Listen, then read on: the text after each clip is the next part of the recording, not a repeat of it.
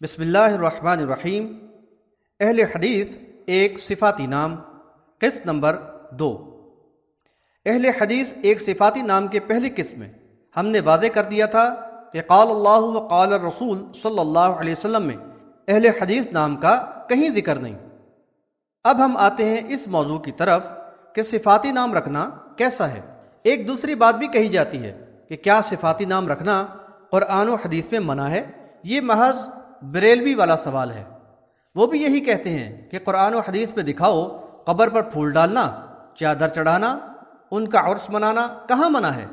تو اب اپنے آپ کو اہل حدیث کہنے والے حضرات ان کاموں کو جائز قرار دے کر یہ کام کریں گے؟ اللہ تعالیٰ سورۃ الاعراف آیت نمبر 3 میں فرماتا ہے اعوذ باللہ من الشیطان الرجیم اتبعوا ما انزل الیکم من ربکم ولا تتبعوا من دونه اولیاء قلیلا ما تذکرون۔ ترجمہ: تم پیروی کرو اس کی جو نازل کیا گیا ہے تمہاری طرف تمہارے رب کی طرف سے، اور نہ پیروی کرو اس کے علاوہ اور دوسروں کی، بہت ہی کم تم نصیحت حاصل کرتے ہو۔ اسلام اس چیز کا نام نہیں کہ یہ دکھاؤ اور وہ دکھاؤ، بلکہ اللہ کے نازل کردہ کی پیروی کا نام ہے۔ اللہ نے نازل کر دیا کہ ہم نے تمہارا نام مسلم رکھا، اب کسی صفاتی نام کی کیا ضرورت؟ کہتے ہیں کہ اللہ نے مسلمین کے صفاتی نام بھی بیان کیے ہیں، اس لیے صفاتی نام بھی رکھا جا سکتا ہے۔ اللہ تعالیٰ سورہ آل عمران آیات 16 اور 17 میں فرماتا ہے الذين يقولون ربنا إننا آمنا فاغفر لنا ذنوبنا وقنا عذاب النار الصابرين والصادقين والقانتين والمنفقين والمستغفرين بالأسحار۔ ترجمہ: جو کہتے ہیں اے ہمارے رب ہم ایمان لائے، سو تو بخش دے ہمیں ہمارے گناہوں کو اور ہمیں بچا آگ کے عذاب سے۔ یہ لوگ صبر کرنے والے اور سچ بولنے والے اور فرما بردار اور اللہ کی راہ میں خرچ کرنے والے ہیں اور بخشش مانگنے والے ہیں رات کے آخری حصہ میں۔ سورۃ الاحزاب آیت نمبر 35 میں فرمایا ان المسلمین والمسلمات والمؤمنین والمؤمنات والقانتین والقانتات والصادقین والصادقات والصابرین والصابرات والخاشعین والخاشعات والمتصدقین والمتصدقات والصائمین والصائمات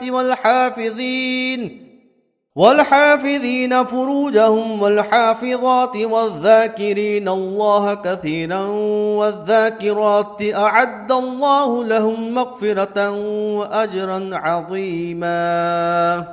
ترجمہ: بے شک مسلم مرد اور مسلم عورتیں اور مومن مرد اور مومن عورتیں اور فرما بردار مرد اور فرما بردار عورتیں اور سچے مرد اور سچی عورتیں اور صبر کرنے والے مرد اور صبر کرنے والی عورتیں اور عاجزی کرنے والے مرد اور عاجزی کرنے والی عورتیں اور صدقہ دینے والے مرد اور صدقہ دینے والی عورتیں اور روزہ رکھنے والے مرد اور روزہ رکھنے والی عورتیں اور اپنی شرمگاہوں کی حفاظت کرنے والے مرد اور حفاظت کرنے والی عورتیں اور اللہ کا کثرت سے ذکر کرنے والے مرد اور ذکر کرنے والی عورتیں تیار کر رکھی ہیں اللہ نے ان سب کے لیے مغفرت اور اجر عظیم۔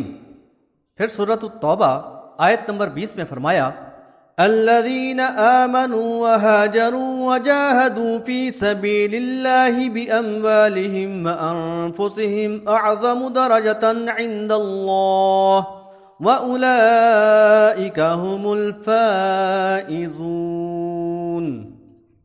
ترجمہ: جو لوگ ایمان لائے اور انہوں نے ہجرت کی اور جہاد کیا اللہ کی راہ میں اپنے مالوں سے اور اپنی جانوں سے، وہ زیادہ بڑے ہیں درجے میں اللہ کے ہاں، اور وہ لوگ ہی کامیاب ہونے والے ہیں۔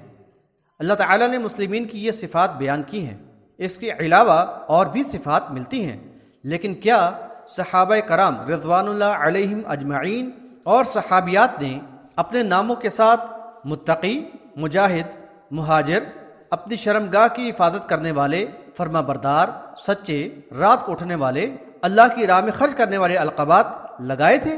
کیا ان صفات کو اپنی پہچان بنایا تھا؟ کیا انصار ہجرت کرنے والے مہاجرین کو مسلم مہاجر یا مہاجر کہہ کر پکارا کرتے تھے؟ کیا ان کی اپنی اپنی مساجد تھیں، اپنے اپنے امراء تھے؟ یہ ساری باتیں محض اپنے باطل عمل کو جھوٹی بنیاد فراہم کرنے کے لیے ہے۔ اللہ تعالیٰ نے یہ ساری صفات بیان کر دیں، اور نہیں بیان کی تو اہل حدیث صفت بیان نہیں کی، جسے یہ صفاتی نام کہتے ہیں۔ ایک صاحب فرماتے ہیں کہ ہم نے خود یہ نام نہیں رکھا، بلکہ یہ نام تو دوسروں نے ہمیں دیا، نام اچھا تھا ہم نے رکھ لیا۔ افسوس، کیسی باتیں کرتے ہیں! کوئی اگر انہیں یہودی کہے تو یہ اسے اپنا نام رکھ لیں گے، جبکہ اس نام کے معنی بھی بہت اچھے ہیں، یعنی ہدایت والا۔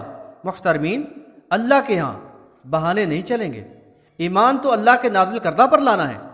ایک حدیث پیش کی جاتی ہے کہ اس میں اہل حدیث کا نام آیا ہے، بحوالہ ترمذی ابواب الفتن، باب ما جاء فی الشام۔ رسول اللہ صلی اللہ علیہ وآلہ وسلم نے فرمایا کہ ہمیشہ رہے گا ایک گروہ میری امت میں سے حق پر، یعنی اللہ کی طرف سے مدد کیے جائیں گے، نہیں ضرر پہنچا سکے گا ان کو جو ان کی مخالفت کرے گا، یہاں تک کہ قیامت برپا ہو جائے گی۔ محمد بن اسماعیل یعنی بخاری نے کہا کہ علی مدینی نے کہا وہ اہل حدیث ہیں۔ یہ حدیث کئی کتب حدیث میں آئی ہے، لیکن ترمذی سے اس حدیث کو کیوں لیا گیا؟ محض اس لیے کہ اس میں امام بخاری نے علی مدینی کا قول پیش کیا ہے کہ وہ اہل حدیث ہیں۔ واضح ہوا کہ یہ الفاظ نبی صلی اللہ علیہ وسلم کے ہرگز نہیں، بلکہ اسے پیش کر کے دھوکہ دیا جاتا ہے کہ حدیث میں الحدیث کا لفظ آیا ہے۔ یہاں ایک اور بات کہ اس بات کا فرق ملاحظہ فرمائیے کہ اللہ کے نازل کردہ اور محدث کے بیان میں کیا فرق ہے۔ محدث نے تو کہہ دیا وہ اصحاب الحدیث ہوں گے، لیکن نبی صلی اللہ علیہ وسلم نے فرمایا بحوالہ بخاری کتاب الفتن باب الامر اذا لم تکن جماعہ، ترجمہ مسلمین کی جماعت کو لازم پکڑو اور ان کے امام کی اطاعت کرو۔ میں نے عرض کیا کہ اگر اس وقت مسلمین کی جماعت نہ ہو اور امام بھی نہ ہو تو کیا کروں؟ فرمایا تو ان تمام فرقوں سے علیحدہ ہو جا، اگرچہ تجھے کسی درخت کی جڑ کھانی پڑے، یہاں تک کہ اسی حالت میں تجھ کو موت آ جائے۔ کتنا بڑا فرق ہے اللہ کے نازل کردہ اور محدث کے قول میں۔ محدث اصحاب الحدیث کہتا ہے اور اللہ مسلمین کی جماعت کہتا ہے۔ یہ لوگ ایک اور بھی روایت پیش کرتے ہیں بحوالہ شرف اصحاب الحدیث۔ ابو سعید خدری رضی اللہ عنہ جب حدیث کے جوان طلباء کو دیکھتے تھے تو کہتے تھے تمہیں مرحبا ہو، رسول اللہ نے تمہاری بابت ہمیں وصیت فرمائی ہے، ہمیں حکم دیا ہے کہ ہم تمہارے لیے اپنی مسجدوں میں کشادگی کریں اور تم کو حدیث سمجھائیں، کیونکہ تم ہمارے تابعی جانشین اور اہل حدیث ہو۔ اس طرح کچھ اور روایات بھی ابن باجہ میں ملتی ہیں، لیکن البانی نے بھی انہیں صرف حسن کہا ہے۔ نیز ذرا اس روایت کے الفاظ پر غور فرمائیے کہ یہ بات کس سے کہی جا رہی ہے۔ جب حدیث کے جوان طلباء کو دیکھتے تھے اور کیا کہتے تھے؟ اور تم کو حدیث سمجھائیں کیونکہ تم ہمارے تابعی جانشین اور اہل حدیث ہو۔ بات بڑی واضح ہے کہ یہاں حدیث کے طلباء کو ان کے فعل کی وجہ سے اہل حدیث کہا گیا ہے۔ یہ حدیث مسلک اہل حدیث پر کیسے دلالت کرتی ہے؟ ایک اور بات بیان کی جاتی ہے کہ صحابہ کرام رضوان اللہ علیہم اجمعین کے دور میں تو سارے ہی مسلم تھے، اس لیے انہیں کسی اور نام و پہچان کی ضرورت ہی نہیں تھی۔ ہم نے تو یہ علیحدہ نام اس لیے رکھا ہے کہ قبر پوجنے والا بھی اپنے آپ کو مسلم کہتا ہے اور تعویذ کرنے والا بھی۔ اب ضرورت تھی کہ لوگ ہمیں جانیں کہ ہم کون سے مسلم ہیں۔ وضاحت: یہ بھی جھوٹ پر مبنی بات ہے۔ صحابہ رضوان اللہ علیہم اجمعین کے دور میں منافقین بھی تھے جو ان کے ساتھ آ کر مسجد میں صلاح بھی ادا کیا کرتے تھے اور دوسرے امور میں بھی شامل ہوتے تھے، لیکن صحابہ نے ان سے ممیز ہونے کے لیے نہ کوئی علیحدہ نام رکھا اور نہ پہچان بنائی۔ دراصل یہ سب کچھ اہل حدیث فرقے کے مفتیان و علماء کی گھڑی ہوئی باتیں ہیں، حقیقت سے اس کا کوئی تعلق نہیں۔ ان کے اس باطل عمل پر اگر کوئی ان سے سوال کرتا ہے تو اپنے اس کفری اور شرکیہ عمل کو چھپانے کے لیے کہتے ہیں آپ کا نام کیا ہے؟ جب نام بتاؤ تو کہتے ہیں اللہ نے تو تمہارا نام مسلم رکھا ہے، آپ نے یہ نام کیوں رکھ لیا؟ یہ تو کفر کر دیا آپ نے۔ دراصل یہ حقیقت سے بخوبی آشنا ہے، لیکن عوام الناس کو بے وقوف بنانے کے لیے ایسا کرتے ہیں۔ دیکھیے سورۃ الحجرات آیت نمبر 13 میں اللہ تعالیٰ نے فرما دیا، یا ایھا الناس انا خلقناکم من ذکر وانثی وجعلناکم شعوبا وقبائل لتعارفوا ان اکرمکم عند اللہ اتقاکم ان اللہ علیم خبیر۔ ترجمہ، اے انسانوں، حقیقت یہ ہے کہ پیدا کیا ہم نے تم کو ایک مرد اور ایک عورت سے، پھر بنا دیا ہے ہم نے تم کو قومیں اور قبیلے تاکہ تم ایک دوسرے سے پہچانے جاؤ۔ بلا شبہ تم میں زیادہ عزت والا اللہ کے نزدیک وہ ہے جو تم میں زیادہ پرہیزگار ہے۔ بے شک اللہ ہے ہر بات کا جاننے والا اور پوری طرح باخبر۔ اس آیت سے واضح ہوا کہ اللہ تعالیٰ نے انسانوں کا تعارف قبائل و قوموں سے رکھا ہے۔ دینی پہچان علیحدہ ہے اور شخصی پہچان علیحدہ۔ مزید سورۃ البقرہ آیت نمبر 132 پڑھیں، وَوَصَّى بِهَا إِبْرَاهِيمُ بَنِيهِ وَيَعْقُوبُ يَا بَنِيَّ إِنَّ اللَّهَ اصْطَفَى لَكُمُ الدِّينَ فَلَا تَمُوتُنَّ إِلَّا وَأَنْتُمْ مُسْلِمُونَ۔ ترجمہ، اور پھر اسی طریقہ کی ابراہیم نے اپنے بیٹوں کو اور اس کے پوتے یعنی یعقوب نے اپنی اولاد کو وصیت کی تھی۔